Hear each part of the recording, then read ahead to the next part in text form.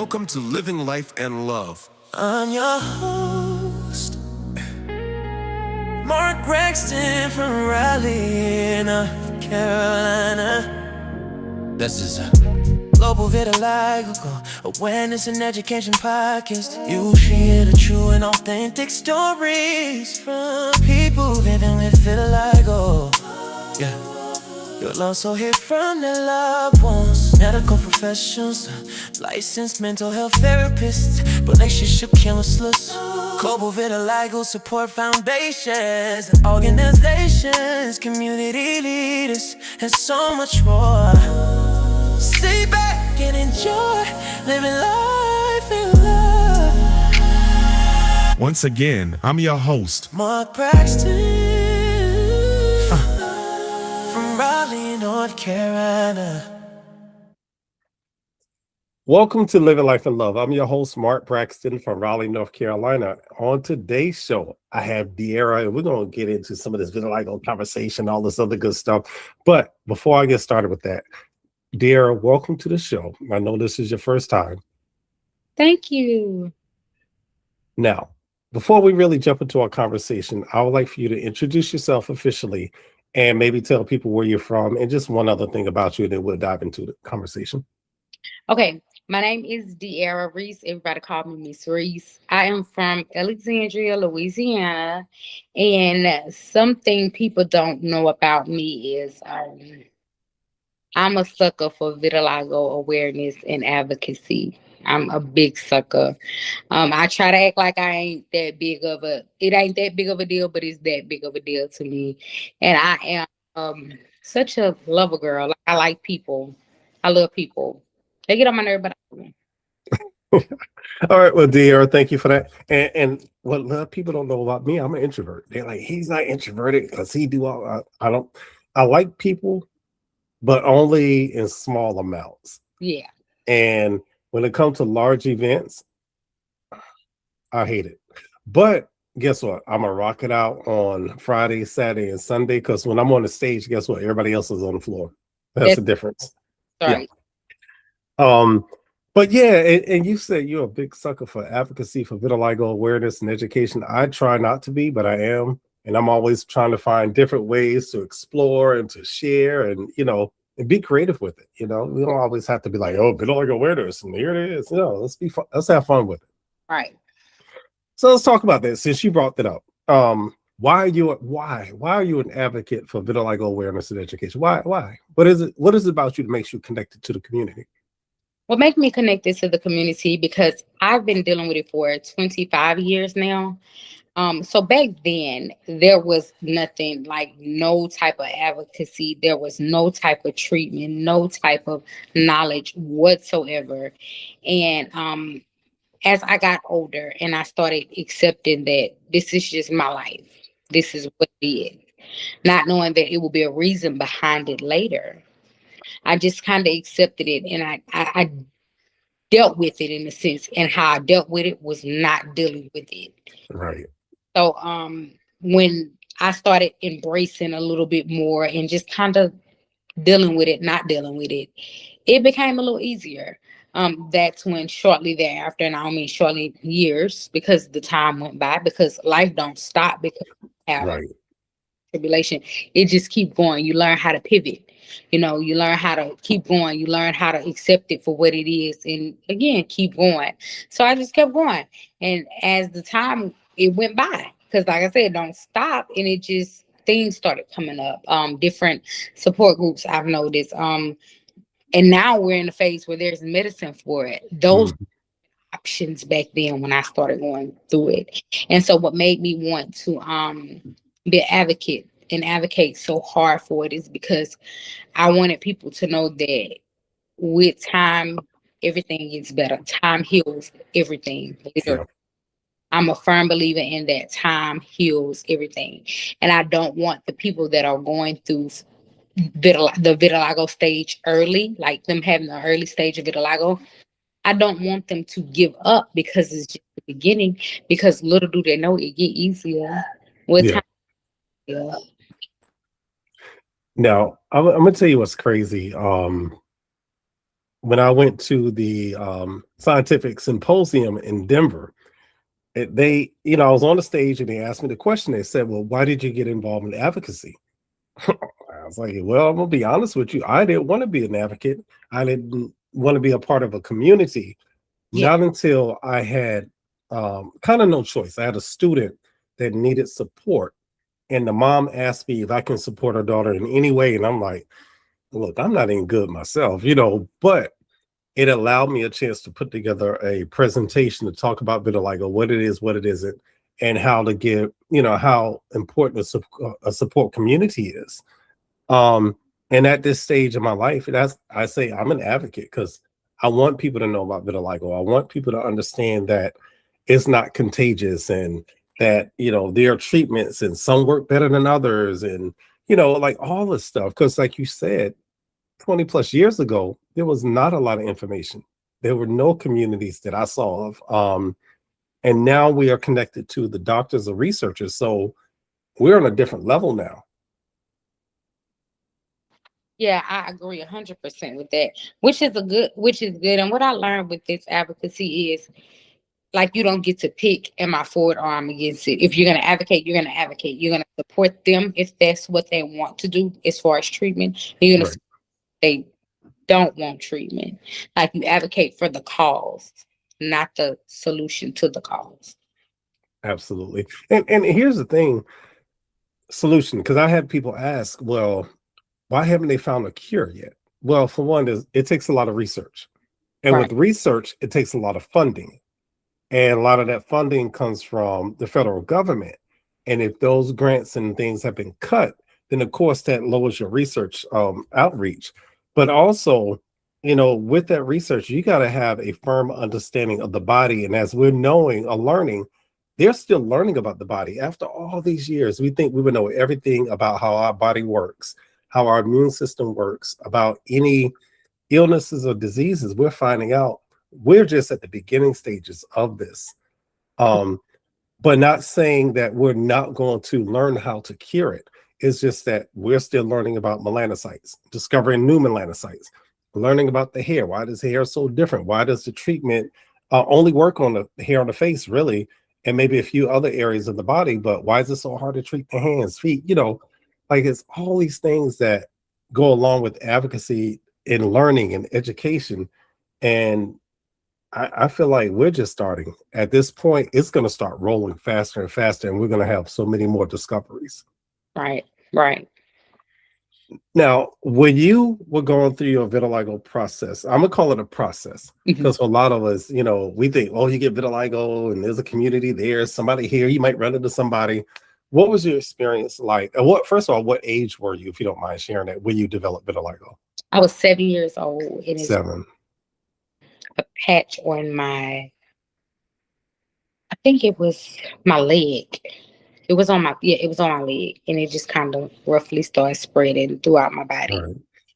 right. At that point in your community, had you ever seen other people with vitiligo, or did you even know what it was? Or We did not know what it was. My mom took me to the dermatologist, and they were just like, "Oh, it's just wingworm. It started from a wingworm." Mm, Then after it healed, she noticed that the color started fading, and it started spreading. And the dermatologist was like, "Nothing." It was literally like nothing. I had went months and months of going through different lab works and test and treatment and cream, and even at one point they thought I had lupus, mm, and my mom continued to go. She, didn't complain, didn't, freak out as much in front of me anyway. Um, just continue to be a mom, nurture me, take me to the doctor, do her part. And one day I was like, I said, "Mom, I don't want to go back. I don't right. want to look again because we keep coming here and nothing is changing. They're not giving you a solution to my problem. So I don't want to go back." And she said, "Okay." She just left it as okay. She never made me go back. Wow. And it's funny you say that about, you say the ringworm, and then it continued, vitiligo continued from there. So a lot of times people don't understand, like with vitiligo, you can have other conditions, other situations, other things happen that can trigger that spread. Like I tell people, if I get a puncture or you punch me hard enough, it's gonna be a vitiligo spot. I had a kid scratch me a couple years ago. Um, and it left the spots where he scratched me. It's actually still on my arm. I don't know if you can. Oh, my arm disappeared. Oh, never mind. There it is. Right in here is where he dug his nails into my skin, and it's still there. You know, it's just a part of the phase of vitiligo or stages of vitiligo that we truly don't understand. You know, and I'm also learning that you can have multiple autoimmune conditions or diseases at the same time, like alopecia and vitiligo and this, you know, that, and you mentioned lupus also. So there's a lot we have to learn, Right. and why the immune system can, let's say if you have maybe lupus, but also you have vitiligo, how does it decide what it's going to do? Am I going to focus on the lupus? Am I going to focus on the, you know, the melanocytes over here and destroy those, or am I going to do them both at the same time? And I think that's where the scientific aspects happens, where they're trying to figure it out in the lab. Right. But also what I've learned from just interacting with GVF, there's not a lot of dermatologists who study vitiligo. You have a lot of dermatologists throughout the country, actually throughout the world, Right. but you have a small group that actually study vitiligo. So for people out there listening, when you see somebody that's getting diagnosed, or you get diagnosed yourself if you have vitiligo, you might come across a dermatologist that could say, "Oh, I think you have vitiligo. Oh, maybe you have vitiligo." Don't get mad at them. They may Right. never study vitiligo, and that's the difference. Right. Um, so let me think about this. Well, no, I'm not going to think, because I think too much, and then I'll start thinking and have 50 million other questions. Let's talk about your advocacy in general.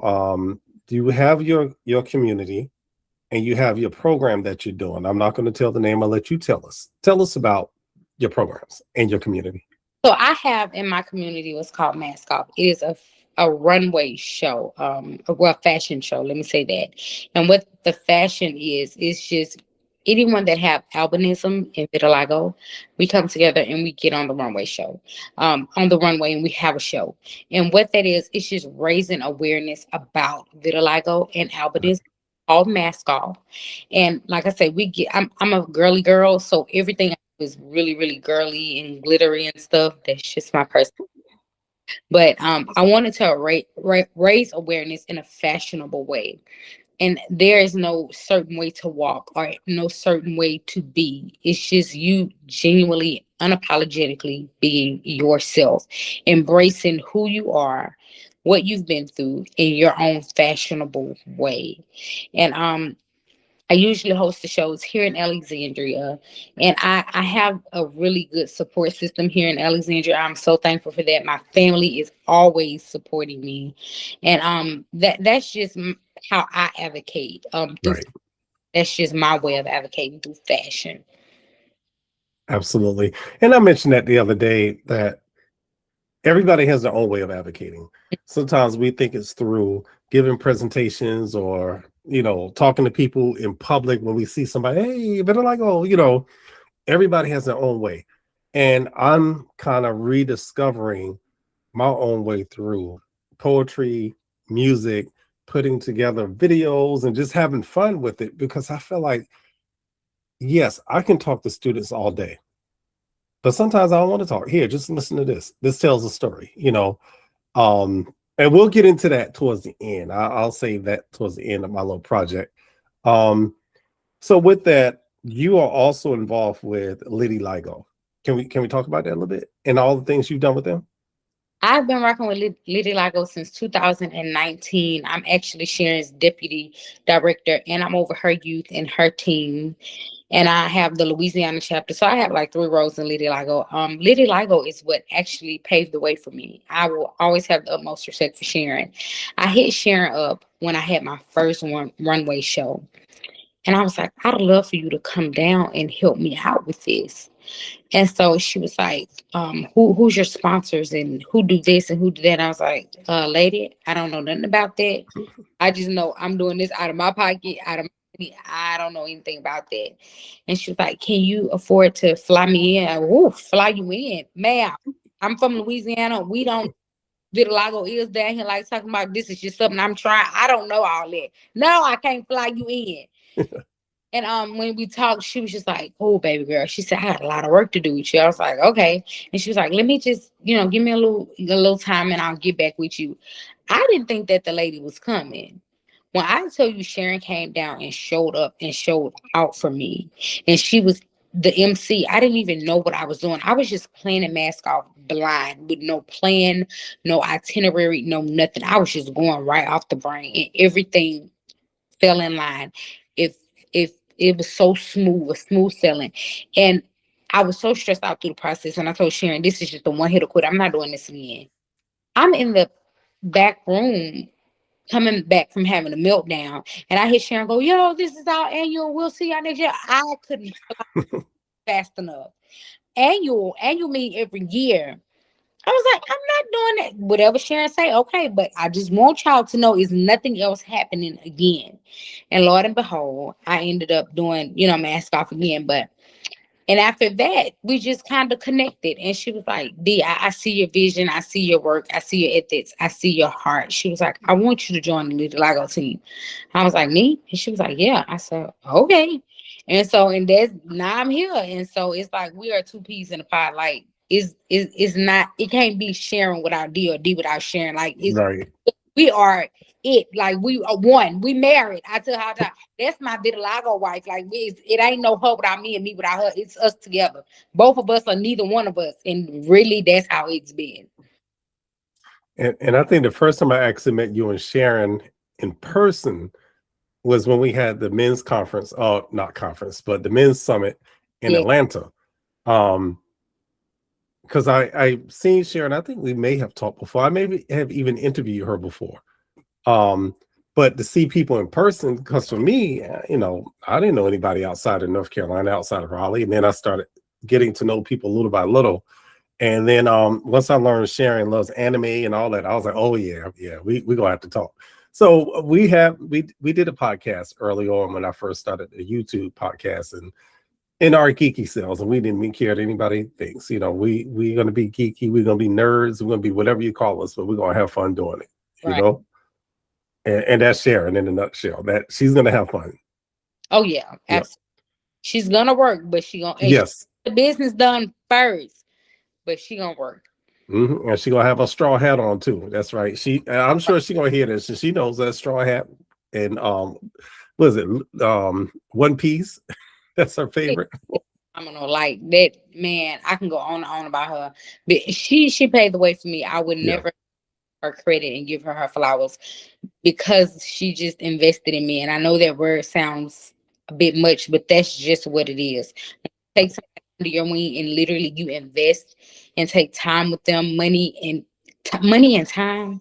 Those are very valuable things now in the world. And she took her money and time to invest in me to make sure that I do things the right way so that I can grow into the community and do what she knew that I didn't even know I love the most. I'm gonna forever have the utmost respect and love for her. Well, good. Well, tell us a little bit about what you two do for the conferences for the past few years that you've been doing with the youth. This year is my second full year actually participating with the youth. Okay. Like both the youth with Vitiligo, but as far as GVF and the Global Vitiligo Foundation, this is my second year working with the youth. And so Sharon is the chair and I'm the co-chair. So of course we take care of everything that's pertaining to the youth and the kids. And we're working at Camp Victory this year. I don't have an official title at Camp Victory yet because this is my first one. They've had I want to say they had, this is their second year doing it, I think. I think maybe third Okay. year. I want third, something like that. But this is my first year working it, and like always, they want to see the work ethics, and I'm sure that'll be something I'm stuck with because Sharon is on the board with that. So if Sharon on the board, of course she gonna want me to work. So like I told you, it's both of us. It's always both of us. So I got a few little roles. Yeah. I really enjoy working on the planning committee with the conference. I hope I don't ever lose that spot or position because I truly enjoy it. I truly enjoy being hands on. Yeah. Now I was offered to work with the kids at Camp Victory, but I can't do it. I'm teaching summer school, and when they said, Great Wolf Lodge, I'm like, oh man, I had so much fun. But I gotta get paid. I'm sorry. I gotta work this summer, and then I already made a commitment to teach summer school. So that's what I'll be doing. But next, And right? yeah, I could do it next, as long as it doesn't interfere with the coins from summer camp, yes. Like, Um what you say? You gonna be there next year? Huh? You gonna be there? Look, you know what? If God willing, I will be there next year. Yes, and we'll see what happens, how things work out. Okay. Because I have to look at the timing of training and all that good stuff. Right. So it might work out. We'll see how it works. Yeah, I got your fingers crossed, and all the other stuff, and the V up and here and all that things Yeah. we're gonna do. Let's talk about vitiligo, because vitiligo is funny at times. We have experiences that are unique to us that can be, for some people, it can be devastating. I get it, and I don't want to belittle anybody's experience, but Right. some of us have these fun moments of vitiligo, and I don't want to always talk about the negative aspect of it. So let's talk about what are some fun or interesting things that have happened with you in terms of vitiligo. I forget I have it. Mm, I forget I have it. And because I'm literally the only one in Alexandria that advocate, and I'm not saying I'm the only one here. I'm the only one that advocate, and I'm open, and I'm just me. I forget I have it until somebody approached me and they're like, "You're so pretty," or "I love your skin." I'll be like, "What? mm, So pretty? I love your skin." I'm like, "Oh, okay, thanks." And so I'm so used to being comfortable in the skin I'm in. And my family, like I said, my family had always been a support. My mom is like this little, and she is just a firecracker. And so they knew early in life, before I was even born, the she wasn't the one to play with. So when I came along and she had me, and then this started happening, it was just like, okay, yeah, we can't play with her or her child. So she never allowed people to even have me uncomfortable, right. no type of way. Before the vitiligo, with the vitiligo, like she never allowed that. So I forget that I have vitiligo sometimes. Even now, even when I raise awareness, I almost forget. So that's my funny moments, that I forget I got vitiligo, or I'm out in the sun and I start glistening like a rotisserie piece of chicken, and I'm just like, oh, no sunscreen. Been out today a little too long in the heat, man, with no. Right. And so those are my funny moments. And now I've had a few, in particular with kids. I remember one camp I was working, a little girl came up to me. She's a little African American girl. She said, "You know what? I don't like your skin." Whoa, okay, that's a little aggressive. You don't like my skin. But in my moment, I didn't even think about it. And I said to her, "Well, it doesn't matter whether you like my skin or not. It's up to me whether I love it. You don't have to like it. So let's leave it at that." And I was like, how dare she gonna come up to me, and that little girl will not leave me alone.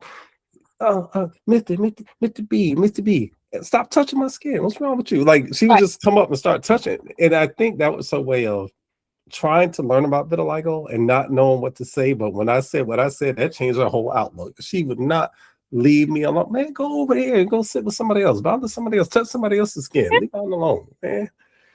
Then I had a little boy at the skating rink. He walked up to me. He said, "Hey, mister, are you mixed?" I was like, I have a very mixed up family. We got a little bit of everything in us.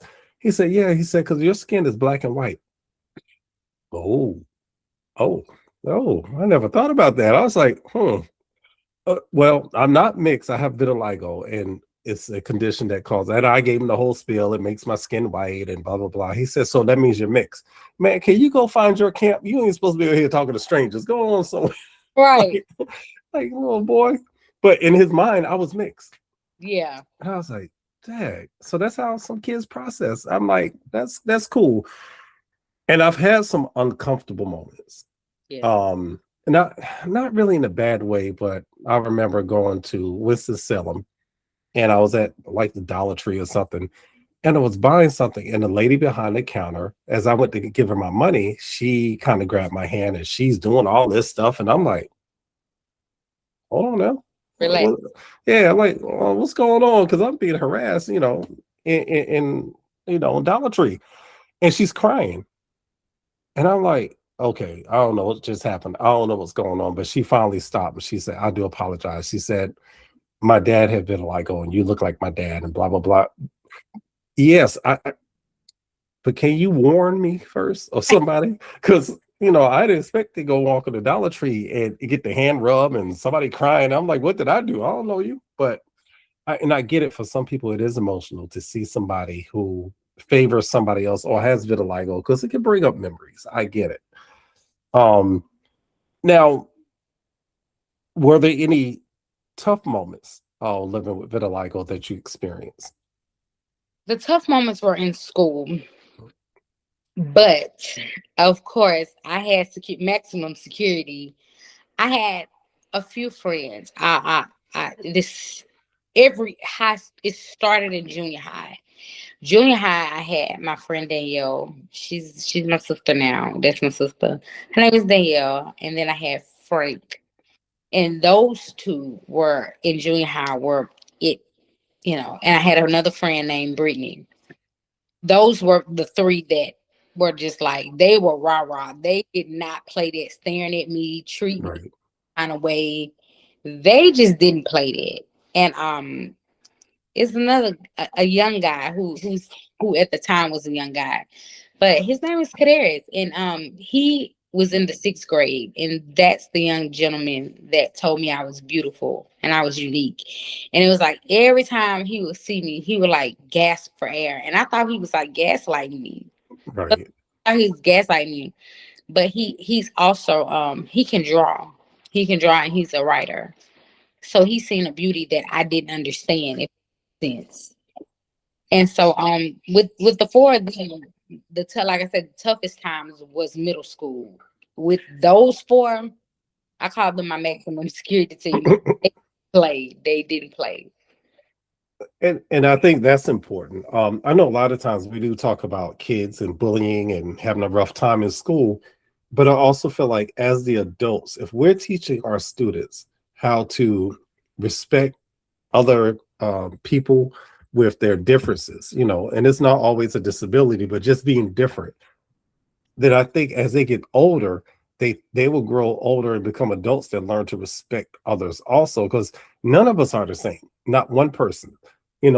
Some of us have outwardly um conditions like vitiligo. That's on the outside. Some of us deal with things internally. Some of us have mental health conditions. Some of us have emotional conditions or situations, spiritual issues. So we all carry stuff with us.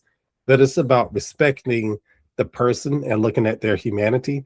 Just because this person may have some emotional challenges doesn't mean I don't respect them.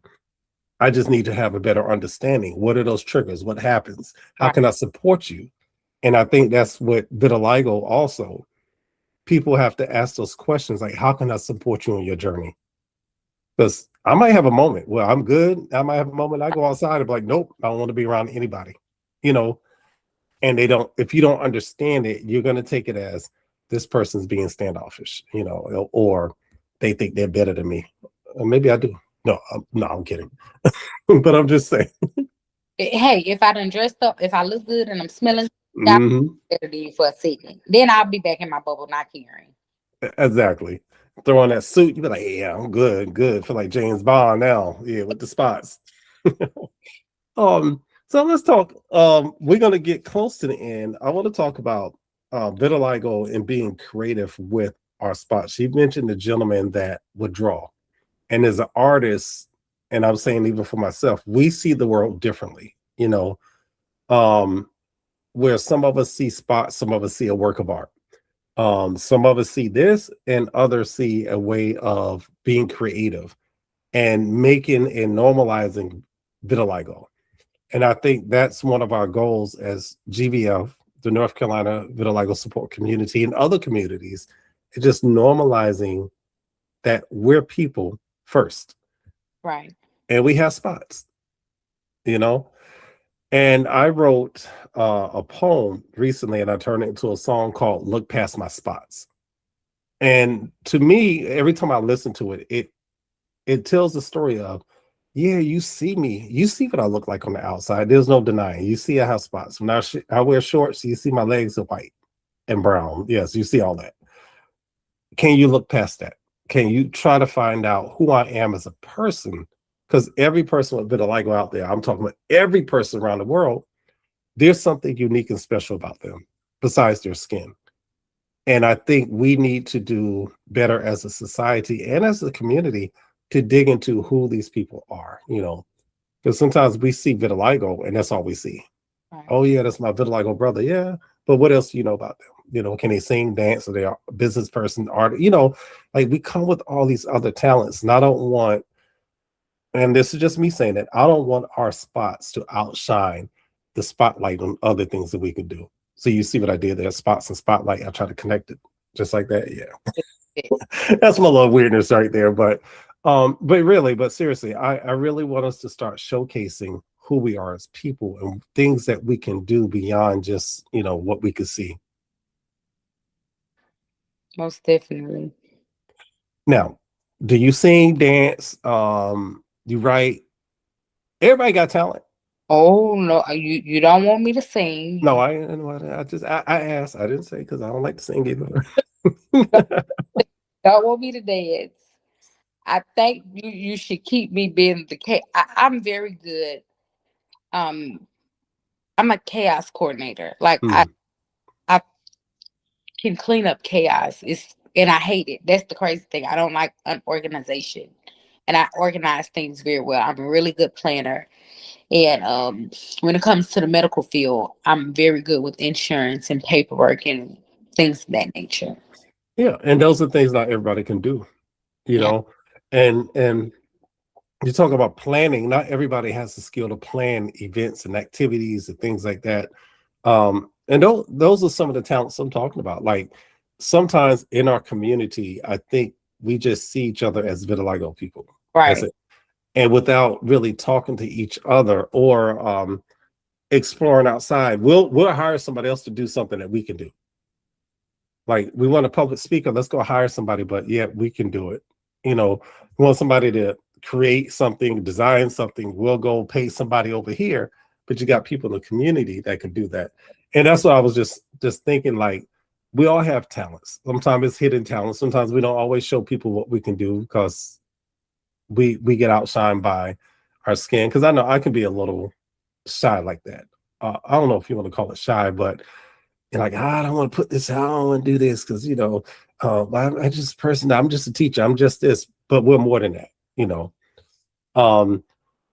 So let's talk real quick and then we're going to wrap things up. And the way I always wrap things up, I'll let my guests share words of encouragement with the listeners, but let's talk about little projects.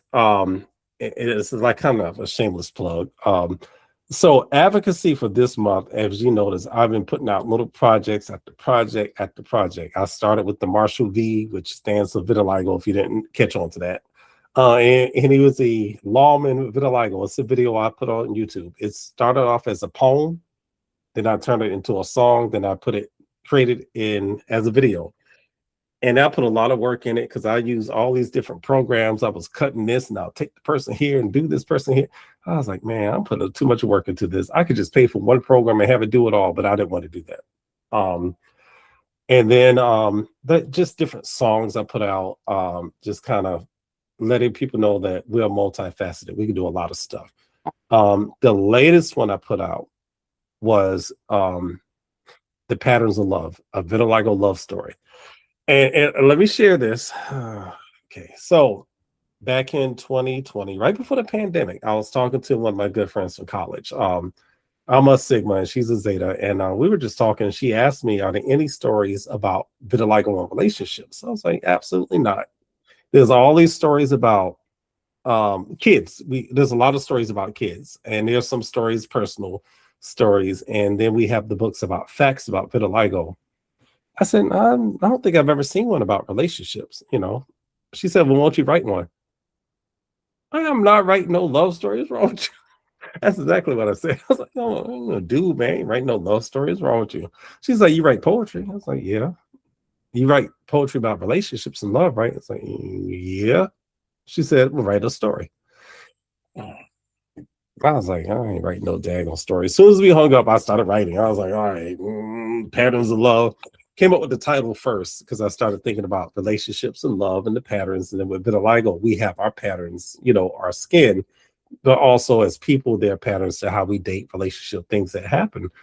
And if you get a chance to listen to it, it is on YouTube. If you are friends with me, go to my page, it's up there. It is a love story from beginning to end. For one, it's about loving yourself. Yeah. Two, it's about getting over your anxiety and getting over your insecurities. It's also about rediscovering the desire to, love someone. And then the challenges that come with that as you're learning each other and getting to know each other, there are things that happen that you have to decide, okay, we're going to work through this. We're going to make things happen for us. And then it's truly about loving the other person, regardless of what you see on the outside. It's about really loving who that person is. Like it's really a love story. And it's told through music. So yeah, I think there's one chapter I changed. It is really just talking through that chapter, but everything else is a song. Like you listen to it, and it's my musical. The Patterns of Love, a vitiligo love story, and then I did a playlist after that. I'm like, I got some songs that I made, and when you listen to it, I just want people to know I wrote every song. That's all my writing. The story itself, I wrote it years ago. Took it, changed some things, so everything is my words. But I use other programs to help me with the music and help me with the singing because I'm not singing. Yeah. And she was on the background on a couple of them, but no, messing with you. But you had a chance to listen to it. Yes. Real quick, what were your thoughts? Because I know you get to see another side of me. So My thoughts was, okay, maybe love is a little deeper than what I thought. Maybe love ain't as bad as I thought. It's not that bad. It's pretty cool. And then I go, Mark wrote this. I never seen that out of him. What else he gonna have? So it was. yeah, I was just like, oh my god, what's gonna happen? Oh, that's cute. Like so many, like the emotions was up and down, right, but all in a good way. All in. yeah. And I'm gonna tell people this right now. It is not a real story. I had people ask me, I was in I was in the nail shop, my AirPods, and I was like, oh, what? No, it's yeah. all. So the lady that's doing my feet, she was like, "Are you okay, ma'am?" I was like, "Yeah, I'm just fine." It's not a real story. I'm the main character, so I'm real. But everything that happens in the story is all fictional. I made it all up. Um, the female in the story is not a real person. The location is not a real place. I feel like I'm a storyteller, and that's what I did as a storyteller. I wanted to tell the story of a person living with vitiligo and the aspects of falling in love. I am going to write another one. It will be the patterns of love. I don't know what the next part's going to be. It's not going to be a vitiligo love story. It'll be something else, and it will explore another relationship, but not the same people. So you gotta give me time to write it first, but it's in here already. So Good. yeah, it's already in there. And that might be a series I write. And hopefully one day, and I'm gonna put this out there. There's a playwright that's out there that says, "Oh, I want this story. I'm gonna make it into a Tubi movie or a Netflix series. Whatever you want to do, let me know." Yeah, I'm gonna That's put it right. out there. That's right. That's how you got to do it. But dear, we're at the end. Hopefully, I gave you enough time to kind of figure out what you want to say to our listeners. But just speak from your heart. Just share some words of encouragement to anybody who's listening out there. If I had to give any words of encouragement, it would be accept your vitiligo, embrace it. It gets easier, it gets better. There's support everywhere around you. You just have to find the right support that works for you. Never give up. Love yourself. Keep going because it gets easier. And that will be my spiel. Absolutely. And I thank you for that because somebody needed to hear that. And for the listeners out there, yes, support is out there for anybody, including family members who may need support and how to support your spouse, your child, your brother, your sister, your aunt, uncle, grandma, whoever that person is in your family. We have a community. We will give you that support. And if we can't support you, we will find somebody else who can. And That's that's how we're connected. that's right. Absolutely. So, as I always end my podcast, I'm gonna end it in the same way. You're listening to Living Life and Love. You think about you got to live your life no matter what. Life never stops. Deairrah said at the beginning, it doesn't stop.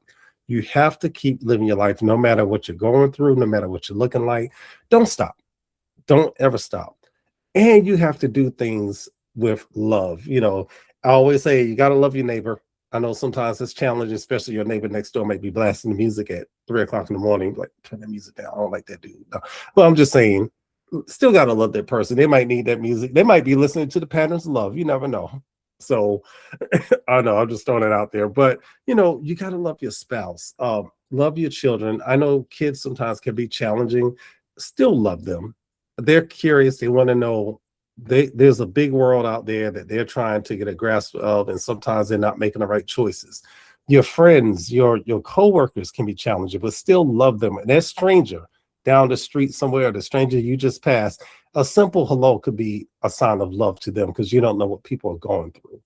But most of all, take some time to look in the mirror and look at yourself and say, I love you. We'll fix our mustaches, beard, the hair, and all that. But how many times have you looked in the mirror and said, hey, I love you? We don't do enough of that. Anyway, y'all have been listening to Living Life and Love. And thank y'all for tuning in. And Deairrah, thank you for being here. I greatly appreciate it. Now, Deairrah, can you hear me? Yes, thank you for having me. You'll be back. Yes, I So will. we're going to connect again after the conference. Yes. After the conference, I'm gonna have a couple of people on so we can talk about our experience because this 10 year, we're gonna do it big, and I want to hear people's responses to how they felt going through this. But absolutely, and thank you once again. So, for my listeners, once again, you've been listening to Living Life and Love. I'm your host, Mark Braxton from Raleigh, North Carolina. You'll take care, and as I always say, peace. Good night. I'm part of the 1% with the magical skin that glows. If you can't pronounce it, it's pronounced vitiligo. Get to know me beyond my layer of skin. Get to know about my condition and let your lack of knowledge end. In June we celebrate our victories over vitiligo. When Michael Jackson passed away on June 25th, he gave life to our day. Now you know. June 25th is World Vitiligo Day. We're bathing the glow in purple and putting our spots. I'm part of the 1% with the magical skin that glows. If you can't pronounce it, it's pronounced vitiligo. Get to know me beyond my layer of skin. Get to know about my condition and let your lack of knowledge end. In June we celebrate our victories over vitiligo. When Michael Jackson passed away on June 25th, he gave life to our day. Now you know. June 25th is World Vitiligo Day. We're bathing the globe in purple and putting our spots on display. My condition is an autoimmune disease and it's rare. It eliminates pigmentation from my skin and my hair. It impacts men and women all the same, even our kids. Remember, vitiligo is not contagious. Love is.